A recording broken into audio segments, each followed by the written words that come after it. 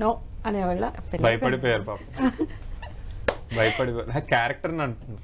Characterisation పరంగానే మూవీలో character పరంగా ఇఫ్ ఆయనే దెయ్యమై ఉంటే స్టోరీ అలా ఉండుంటే మీరు యాక్సెప్ట్ చేసేవాళ్ళ అని అడుగుతున్నాను. ఏమో చెప్పలేదు.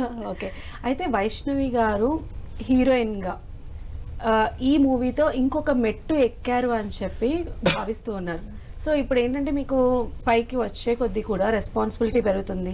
ఈవెన్ క్యారెక్టరైజేషన్ కావచ్చు, స్టోరీలో మీ పాత్ర కావచ్చు, చాలా చూజీగా ఉండాల్సినటువంటి టైం. సో మీరు ఫస్ట్ సినిమా నుంచే చాలా కొత్తగా ఆలోచిస్తున్నారు కాబట్టి ఇలానే మీ పందా అనేది కొనసాగుతుందా? అవునండి, అంటే ఇది బేబీ కానీ లవ్ మీ కానీ ఇది మోర్ ఆఫ్ లెర్నింగ్ ఎక్స్పీరియన్స్ అనుకోండి. అంటే ట్రైయింగ్ న్యూ థింగ్స్ కానీ నేర్చుకోవడం కానీ, ఇంకా నేను ఐ బిలీవ్ ఇంకా నేను నేర్చుకోవాల్సినవి చాలా చాలా విషయాలు ఉన్నాయి, తెలుసుకోవాల్సినవి చాలా ఉన్నాయి సినిమా గురించి. సో ఇప్పుడు లవ్ మీ స్టోరీ నేను విన్నప్పుడు ఆ క్యారెక్టర్ నరేషన్ చెప్తున్నప్పుడు నన్ను నేను అక్కడ చూశాను అనుకోండి, నాకు లోపల నేను చేయగలుగుతాను నమ్మకం వస్తే నేను అది ఇంకా I'll go for it. So heartful గా 100% చేస్తారు. 100% చేస్తాను. ఓకే, బట్ నేర్చుకుంటున్నాం మోర్ ఆఫ్ ఇట్. నేర్చుకుంటున్నారు. ఓకే, అంటే ఇలాంటి ఎక్స్పెరిమెంటల్ మూవీస్ ఏ ఉంటాయా తర్వాత కూడా, లేదా మీలో అన్ని షేడ్స్ ని చూసే అవకాశం ఉంటుంది? అంటే ఇంకా నెక్స్ట్ డే ఎలా వస్తాయి అలా అంటే but yes I want to try. Okay, అలానే ఆశిష్ గారు ఇప్పుడు మనం చూస్తే అన్ని పాన్ ఇండియా మూవీస్ అయిపోయినాయి. అంటే ఇద్దరు ముగ్గురు హీరోస్ కలిపి చేయడము, ఒకళ్ళకొకళ్ళు సపోర్ట్ చేసుకోవటము, ఇండస్ట్రీలో బిగ్ అంటే ఒక చిన్నదాన్ని ఒక బిగ్ గా ప్రమోట్ చేసుకోవడం అనేది జరుగుతుంది.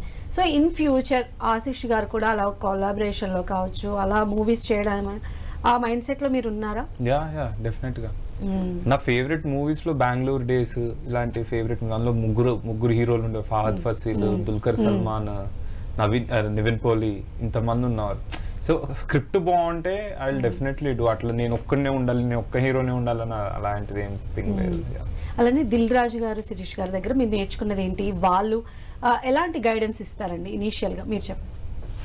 ఓకే, మీరు చెప్పండి.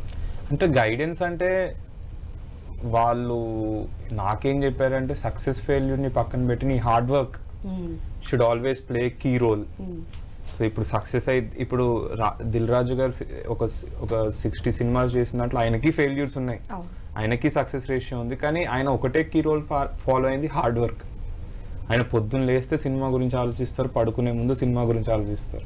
సో మన మైండ్ ఇంకా నేను సినిమానే చేయాలి, సినిమా అనే దాంట్లోనే ఉండాలి యాజ్ అన్ యాక్టర్ ఆర్ ఎవరైనా, అంటే మాకు చెప్పే దాంట్లో. సో సక్సెస్ ఫెయిల్యూర్ ని పక్కన పెట్టి నీ జడ్జిమెంట్ కరెక్ట్ ఉండాలి. అలా అని చెప్పి జడ్జిమెంట్ నీకు ఏదో వచ్చేస్తుంది రావాలి అని కాదు. నీ జడ్జిమెంట్ ఒకవేళ నీకు నమ్మకం లేకపోతే మనం ఒపీనియన్స్ తీసుకోవాలి పక్కన వాళ్ళ నుంచి. ఎప్పుడు నేనే కరెక్ట్ అని మాత్రం అనుకోకూడదు. సో ఇవన్నీ చెప్పేవాళ్ళు. అలానే హిట్ ఫెయిల్యూర్ తో సంబంధం లేకుండా బ్యాలెన్స్ గా ఉండటం కూడా మనం సీనియర్స్ నుంచి నేర్చుకోవాలి. హిట్ వచ్చిందా ఆ రోజు నైట్ ఓకే హ్యాపీ, నువ్వు నీ ఫ్రెండ్స్ తోనో లేకపోతే మీ టీమ్ తోటో ఎంజాయ్ చేసి మళ్ళీ నెక్స్ట్ డే ఏంటి. ఫెయిల్యూర్ వచ్చిందా అదే చేయాలి నువ్వు. అప్పుడు కూడా నువ్వు సాడ్ అయిపోయి లేదా అయిపోయింది నా కెరియర్ అనే దాంట్లో ఉండకూడదు. ఆ రోజు నైట్ కూడా ఓకే పర్లేదు రేపేంటి మళ్ళీ అనే దాంట్లో వెళ్ళిపోవాలని రాజుగారు అదే ఫాలో అవుతారు. సో పిసి శ్రీరామ్ గారితో ఎలా అనిపించింది? ఎందుకంటే ఆయన అద్భుతంగా చూపిస్తారు, ప్రతి ఫ్రేమ్ ని కళాత్మకంగా చూపిస్తారు, చాలా బ్యూటిఫుల్ గా కనిపిస్తూ ఉంటాం. మీకు ఎలా అనిపించింది ఆయనతో వర్కింగ్ ఎక్స్పీరియన్స్? అసలు first of all PC sir మా సినిమాకి చేయడమే మాకు పెద్ద అదృష్టం.